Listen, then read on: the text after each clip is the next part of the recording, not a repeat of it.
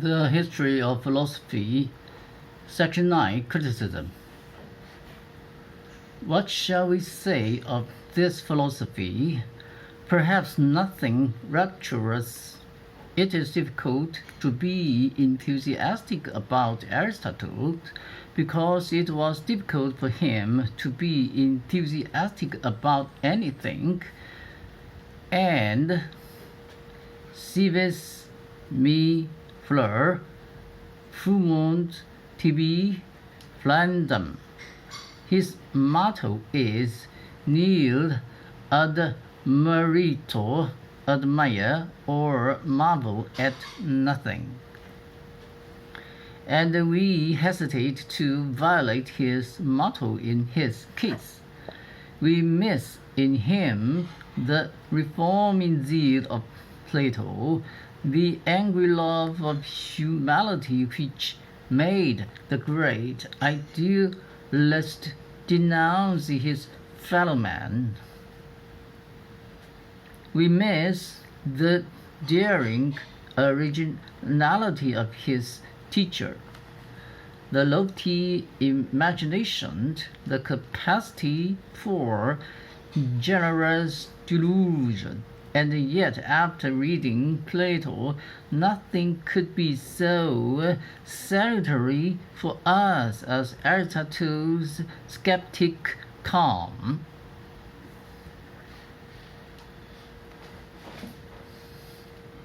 Let us summarize our disagreement. We are bothered at the outset with his insistence on logic. He thinks the syllogism a description of man's way of reasoning, whereas it merely describes man's way of dressing up his reasoning for the persuasion of another mind. He supposes that thought begins with premises and seeks their conclusions, when actually thought begins with hypothetical conclusions and seeks their justifying premises, and seeks them best by the observation of particular events under the controlled and isolated condition of experiment. Yet how foolish we should be to forget that 2,000 years have changed merely the incidentals of Aristotle's logic. That Occam and Bacon and Whewell and Mill and 100 others have but found spots in his sun, and that Aristotle's creation of this new discipline of thought, and his firm establishment of its essential lines, remain among the lasting achievement of the human mind.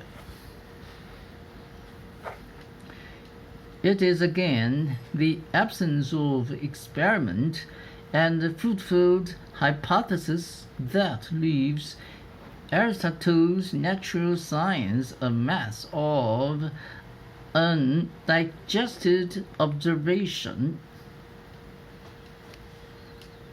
His specialty is the collection and classification of data. In every field he views his categories and produces categories, but side by side with this bent and talent for observation goes a Platonic addiction to metaphysics. This trips him up in every science and invigorates him into the wildest presuppositions. Here indeed was the great defect of the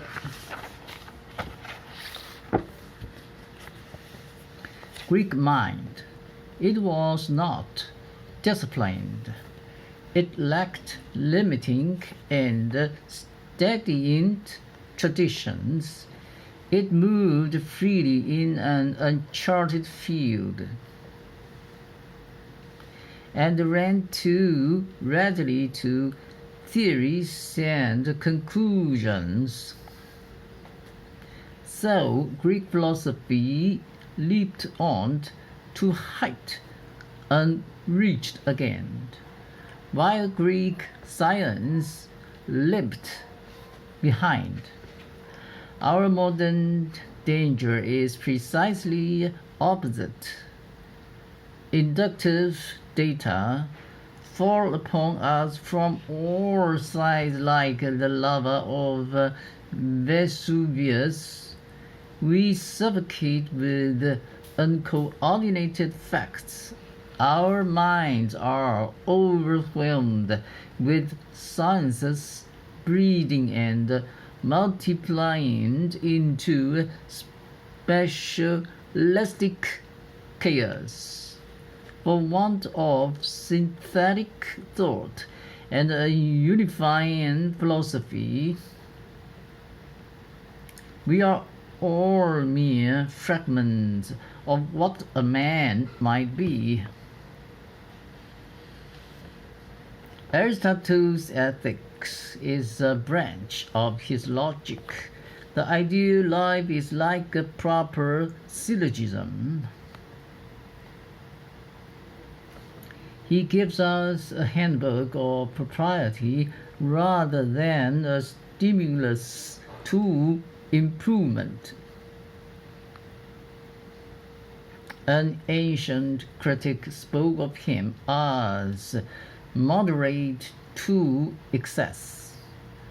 All extremists might call the ethics the champion collection of platitudes in all literature, and an Anglophobic would be consoled with the thought that Englishmen in their youth had done advance penance for the imperialistic sins of their adult years, since both at Cambridge and at Oxford they had been compelled to read every word of the Nicomachean Ethics. We long to mingle fresh green leaves of grass with these drier pages, to add white man's exhilarating justification of sense joy to Aristotle's exaltation of a purely intellectual happiness. We wonder if this Aristotelian ideal of immoderate moderation has had anything to do with the colorless virtue, the starched perfection, the expressionless good form of the British aristocracy. Matthew Arnold tells us that in his time Oxford tutors looked upon the ethic as infallible. For 300 years this book and the politics have formed the ruling British mind, perhaps to great and noble achievement, but certainly to a hard and cold efficiency. What would the result have been if the masters of the greatest of empires had been nurtured, instead on the holy fervor and the constructive passion of the Republic. After all, Aristotle was not quite Greek. He had been settled and formed before coming to Athens. There was nothing Athenian about him, nothing of the hasty and inspiring experimentalism which made Athens throb with political elan and at last helped to subject her to a unifying despot.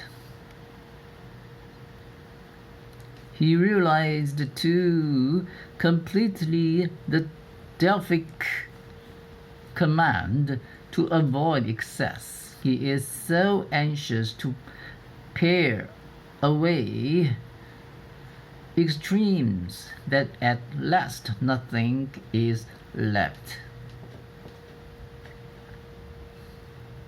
He is so fearful of disorder that he forgets to be fearful of slavery.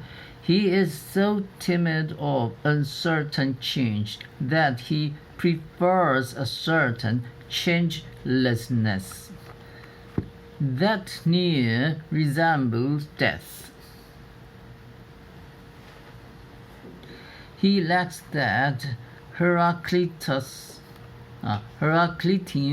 sense of flux, which justifies the conservative in believing that all permanent change is gradual, and justifies the radical in believing that no changelessness is permanent.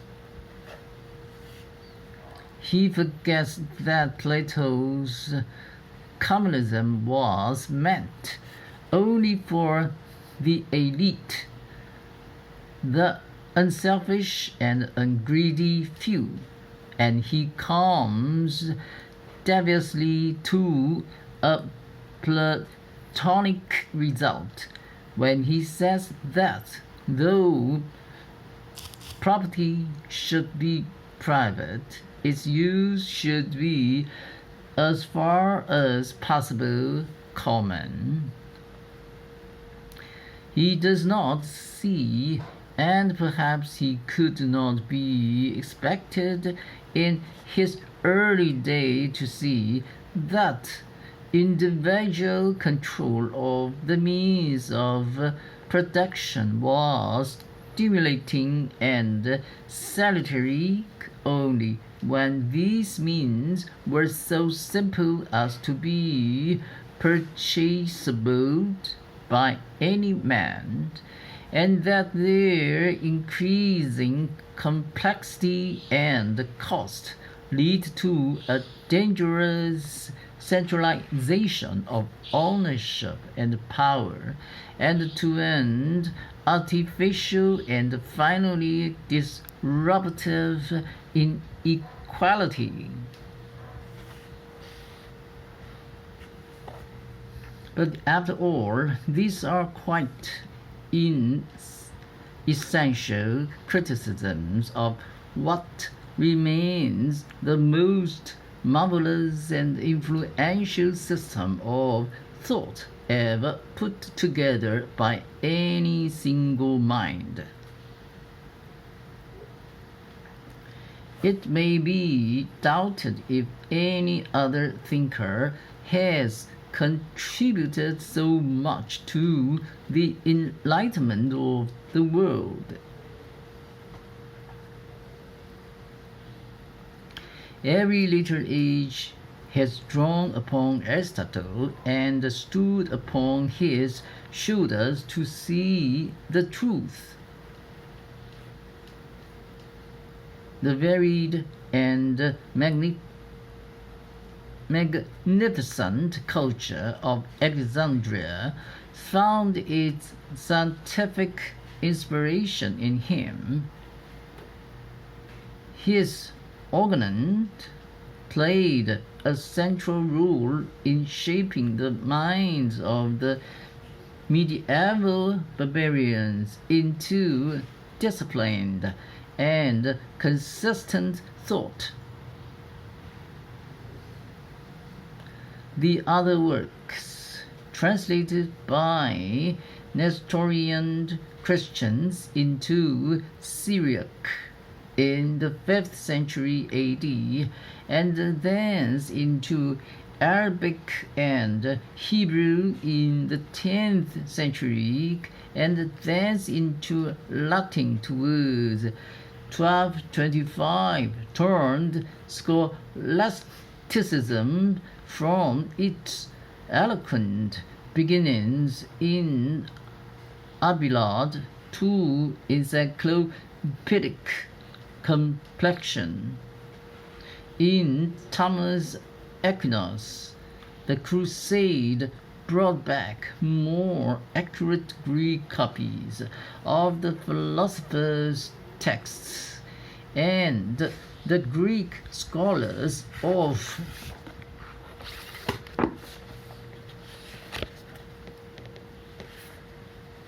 Constantinople brought further Aristotelian treasures with them when, after 1453, they fled from the besieged Turks.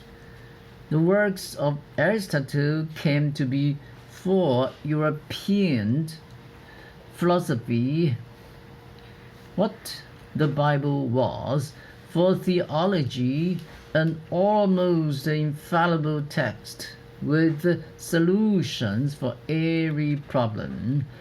In 2015, the papal legate at Paris forbade teachers to lecture on his works. In 1231, Gregory IV appointed a commission to expurgate him. By 1260 he was de rigueur in every Christian school and ecclesiastical assemblies, penalized deviations from his views.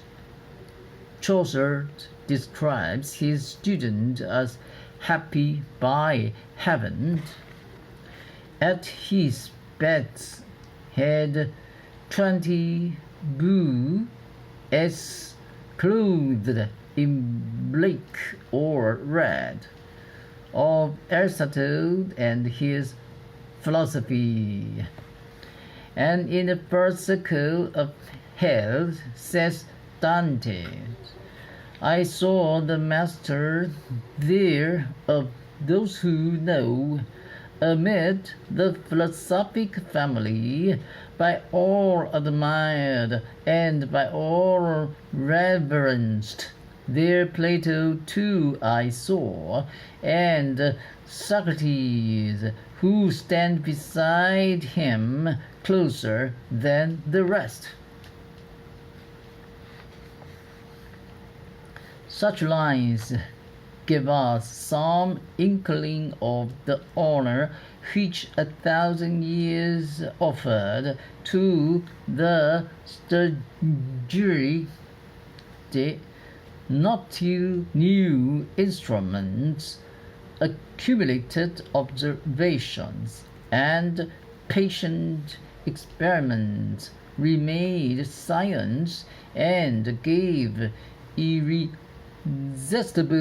weapons to Occam and Remus, to Roger and Francis Bacon, was the reign of Aristotle ended. No other mind had for so long a time ruled the intellect of mankind. The section is over.